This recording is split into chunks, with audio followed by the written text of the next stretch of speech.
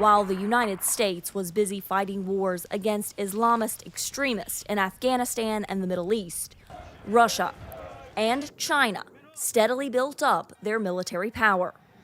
Russia now flexes those military muscles in neighboring Ukraine, while the Pentagon has dubbed China its greatest threat to national security.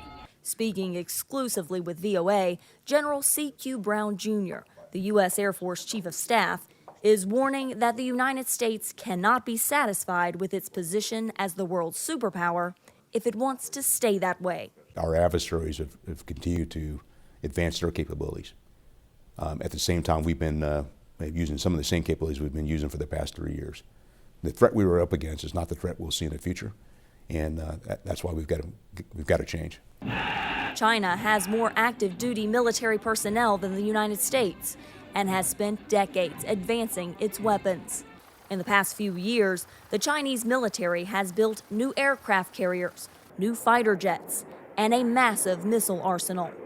But while China spent about $250 billion on its military in fiscal year 2022, the U.S. spent nearly 8 times that amount. It's fair to acknowledge when progress is made by those potential adversaries, but that fact alone shouldn't induce any panic in the United States. We are still relatively very, very capable, the best military force in the world. Those talking points about military supremacies really are a relic of the past.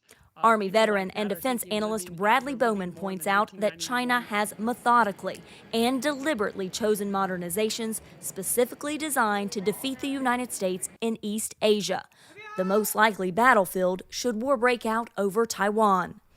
And that could make American ports and bases in the region vulnerable to Chinese attacks. The Chinese have developed capabilities that are as good, in some cases better than ours. America's military edge in the Pacific has absolutely eroded, and I continue to see China sprinting, while it often seems like we in Washington are slumbering. The Air Force reveals its newest stealth bomber, the B-21, next month.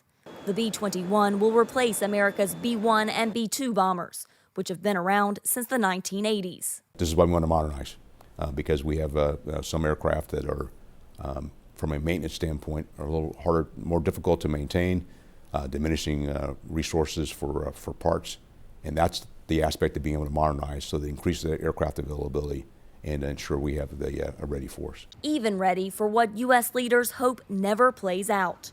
U.S. officials say China wants the ability to invade and hold Taiwan by 2027. And China has said it aims to be a world-class military capable of fighting and winning wars by 2049. Carla Babb, VOA News, the Pentagon.